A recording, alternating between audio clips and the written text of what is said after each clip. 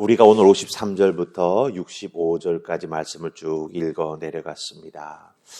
이 읽어 내려가는 말씀 중에 딱 한 절을 빼고는 모두가 다 예수님을 신문하는 그런 내용들로 꽉 차 있는 것을 보게 되지요. 어떻게든지 예수님의 증거를 찾아서 신성모독으로 몰아서 예수님을 죽일 생각을 하고 회의를 소집하고 회의가 진행돼 나아가는 내용을 쭉 말해주고 있습니다. 그런데 단 한 구절만이 그 내용이 아닙니다. 그 단 한 구절에 오늘 말씀을 준비하면서 제 마음이 많이 쏠린 것을 보게 됩니다. 그게 뭡니까? 바로 베드로가 아랫사람들 사이에 섞여가지고 그 예수님 신문당하는 상황을 지켜보고 있다라고 말하는 54절입니다. 예. 다 예수님을 어떻게든지 신문해가지고 십자가에 달려 죽게 만들려고 하는 그 상황을 쭉 기록해주고 있는데 베드로 딱 한 사람만이 그 사이에 섞여 앉아 있다라고 하는 것을 딱 조명해주고 있습니다. 깜깜한데 마치 스팟라이트가 켜져가지고 베드로만 딱 비춰주는 것처럼 53절부터 65절의 내용이 다 예수님 잡아 죽이려고 신문하는 내용인데 딱 한 구절만 베드로가 도드라지게 나타난다라고 하는 것이죠. 예수님께서 마지막으로 예루살렘에 들어가시면서 제자들과 함께 시간을 쭉 보내시지 않습니까? 유월절 식사를 하시고 그리고 제자들의 발을 씻어주시고 그 자리에서 성찬식을 행해 주시지 않습니까? 그러면서 제자들에게 마가복음 14장 27절 말씀 보면 너희들이 나를 버릴 것이다 라고 말씀하세요. 그 이야기를 듣고 그 자리에 있던 베드로가 예수님께 답하지 않습니까? 다 예수님 버려도 나는 그렇지 않을 것입니다. 하지만 예수님은 베드로에게 닭 울기 전에 네가 3번 날 부인할 것이다 라고 말씀하시죠. 그러자 14장 31절에서 베드로가 뭐라고 말합니까? 내가 주와 함께 죽을지언정 주를 부인하지 않겠습니다 라고 말합니다.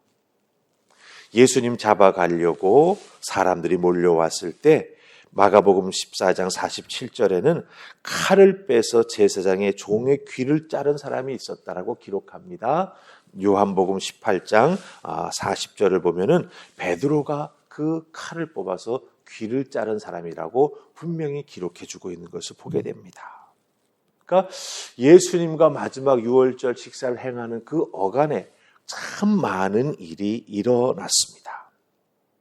그리고 베드로는 예수님과 이런 말 저런 말을 주고받으면서 자기가 어떤 상황에 놓이게 될 것이구나라고 하는 걸 이렇게 저렇게 다 들었습니다. 그런데 막상 예수님이 잡혀가시게 되니까 어떻게 되지요? 어제 우리 새벽 말씀에서 살펴보았지요. 제자들이 다 예수를 버리고 도망했습니다. 제가 어제 새벽 기도 때 말씀드렸죠. 이 버리고라고 하는 단어가 참 슬픈 단어다. 그렇게 예수님 위해서 죽을 것입니다. 나는 다 예수님 위해서 내려놓고 주님만 따르겠습니다라고 말했던 제자들이 한결같이 예수님을 버리고 도망했다라고 하는 거예요. 일단 나만 살고 보자라고 하는 것이죠. 그런데 막상 예수님이 묶여서 대제사장의 집으로 끌려갈 때 오늘 말씀 54절 우리 같이 읽으십시다. 54절 찾으셨습니까? 같이 읽습니다. 자, 시작. 베드로가 예수를 멀찍이 따라 제사장의 집들 안까지 들어가서 아랫사람들과 함께 앉아 불을 쬐더라. 아멘. 베드로가 대제사장의 집들까지 아랫사람들과 섞여서 슬쩍 들어가 앉아서 불을 쬐고 있다라고 말하고 있습니다. 제가 앞에서 베드로의 모습 몇 가지를 예를 들어서 설명드렸지요. 그 설명드린 베드로의 모습 다 사라졌지 않습니까? 특히 예수님만 남겨놓고 도망치는 베드로였습니다. 그 자신, 민망한 그 모습 다 정말 말씀을 통해서 그대로 드러나고 있는 것을 우리가 발견하게 된다라고 하는 거죠. 베드로의 그런 모습은 세상의 공격에 제대로 대처하지 못하는 제자의 모습, 그 베드로의 모습 속에서 우리 그리스도인들의 무기력한 모습을 그대로 보여주고 있다라고 하는 거죠. 나 예수님에서 이렇게 할 것입니다. 나 예수님에서 이렇게 할 것입니다. 나 이렇게 할 것입니다. 이렇게 할 것입니다. 이렇게 할 것입니다.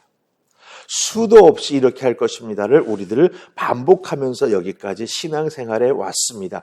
그런데 어렵고 힘든 일 한번 턱 닥치니까 그 세상의 높은 파도 앞에 무기력하게 무너져 내리고 마는 베드로의 모습, 그 베드로의 모습이 바로 우리들의 모습이다라고 하는 것이죠. 밤에 예수님 잡혀가시고 그 밤에 공회를 열어서 재판을 불법으로 행하고 있는데 그 자리에 모였던 모든 대제사장과 서기관들은 적극적으로 예수님을 공격하며 예수님에 대한 적대감을 그대로 드러내는데 베드로는 멀찍이 떨어져서 멀찍이 떨어져서 예수님을 따라갑니다. 이 멀찍이라고 하는 단어가 참 슬픈 단어인 것 같아요. 그 용감한 베드로는 어디 갔습니까? 칼 뽑아서 종의 귀를 자르던 베드로는 어디 갔습니까? 다 예수님 부인할지언정 저는 예수님 부인하지 않고 끝까지 따라가겠습니다. 그 베드로는 어디 있습니까? 멀찍이 떨어져서 예수님을 따라갑니다. 겟세마네 기도 그 자리에서 깨어 기도하지 못했던 베드로는 예수님을 따르는 제자됨, 그 제자됨마저도 지키지 못하고 그렇다고 세상과의 갈등, 세상의 도전 앞에서도 담대하게 나서지 못하고 멀찌감치 언제든지 자기에게 위험이 닥치면 발 빼고 도망갈 수 있을 만큼의 적당한 거리를 두면서 예수님 따라가고 있습니다. 여러분들, 우리들의 신앙생활 속에 이 멀찍이 적당히 거리 두면서 예수님 믿는 모습은 없는지 모르겠습니다. 사순절 기간 혹은 내 신앙생활의 모습 속에 이 적당히 멀찍이 떨어져서 신앙생활에 나아가는, 그러면서 때 되면 주일날 한번 나와서 예배 척 드리고 또 멀찍이 세상의 도전 앞에 그저 멀찍이 깊이 관여하지 아니하고 그저 나 하나만 생각하는 그런 성도의 모습, 그리스도인의 모습은 아닌지 모르겠습니다. 단순히 육신이 약하다라고만 말하기에는, 단순히 마음이 준비되지 않았다라고만 말하기에는 너무나 아쉬운 베드로의 모습이고, 또한 거기에 반추되는 우리들의 모습이 된다라고 하는 것이죠. 무엇을 발견합니까? 평소에 제대로 훈련되지 아니하고 평소에 제대로 기도로 준비되지 않으면 그 누구라도 이런 무력한 모습에서 예외일 수는 없다라고 하는 것이죠. 정말 큰일이 닥쳐보니 그렇게 호언장담하고 그렇게 앞에 나서기 좋아했고 그렇게 참견하기 좋아했고 그렇게 주님의 길을 막아서면서 절대로 십자가의 길은 안 됩니다라고까지 주장했던 베드로는 어떻게 됩니까? 온데간데 없이 다 사라지지 않습니까? 그리고 멀찌감치. 그리고 더 하나 재미있는 표현이 있습니다. 여러분들 54절 말씀 가서 다시 보시기 바랍니다. 대제사장의 집들까지 들어가서 베드로가 아랫사람들과 섞여서 불을 쬐더라 라고 되어 있죠. 거기에 표시가 되어 있습니다. 그리고 그 밑에 보면은 그 불을 쬐더라가 무슨 뜻인가를 다시 설명해 줍니다. 뭐라고 되어 있죠? 빛을 쬐더라. 불을 뜻하는 단어가 쓰인 게 아니라 성경에는 불로 번역됐지만 헬라어 단어는요, 라이트, 파이어가 아니에요. 라이트, 빛입니다. 그러니까 베드로가 아랫사람들과 섞여 있는데 베드로가 여기 있구나라고 하는 게 다 빛으로 드러나고 있다라고 하는 거예요. 마가는 여기서 베드로가 이런 모습으로 예수님 앞에 나와서 이렇게 앉아 있다라고 하는 걸 다 클로즈업해서 보여주고 있는 거예요. 뭡니까? 아, 내가 베드로구나라고 하는 거예요. 잘 믿는다고, 교회에서 직분 받아서 좋다고. 하지만 우리들 마음 한구석에는 늘 예수님으로부터 멀찍이 떨어져 있는 그런 모습이 분명히 있다라고 하는 것이죠. 그러기에 평소에 훈련받아야 되고 평소에 기도생활 게을리하지 않은 우리가 되어야 준비된 믿음의 사람이 된다라고 하는 거죠. 그래야 이런 베드로의 무기력한 모습에서 벗어나는 믿음의 사람이 될 수 있다라고 하는 것입니다. 이 사순절 기간 동안 여러분 날마다 여러분의 삶의 자리에서 내가 빛의 모습으로 이렇게 드러날 때, 빛을 받으면 내가 이런 사람이라고 하는 게 가감없이 드러날 텐데, 그런 정말 어떤 모습으로, 어떤 면에서 불쌍한 모습이지 않습니까? 이런 모습 내가 되지 아니하도록 하나님 앞에 믿음 생활 열심히 해야겠다, 뜨겁게 해야겠다, 성령 충만한 삶, 믿음의 삶을 살아가야겠다 결단하시고 여러분에게 기회가 주어질 때 열심히 기도하십시오. 말씀 읽어야 될 때 때를 놓치지 않고 열심히 말씀을 읽으십시오. 훈련 받을 수 있을 때 열심히 훈련 받으십시오. 그래야 멀찍이 그런 성도가 아니라 예수님과 딱 붙어서 동행해 나아가는 세상의 도전에 무기력한 성도가 아니라 세상과 맞서 믿음으로 승리하는 하나님의 사람 될 수 있다라고 하는 것 꼭 기억하시고, 오늘 주신 말씀 다시 한번 자신의 삶에 잘 적용하셔서 정말 주의 은혜로 힘있게 살아가는 성도들 다 되시기를 주님의 이름으로 축복합니다. 아멘. 기도하십시다. 주님, 오늘 말씀 속에 드러나는 베드로의 모습을 보게 됩니다.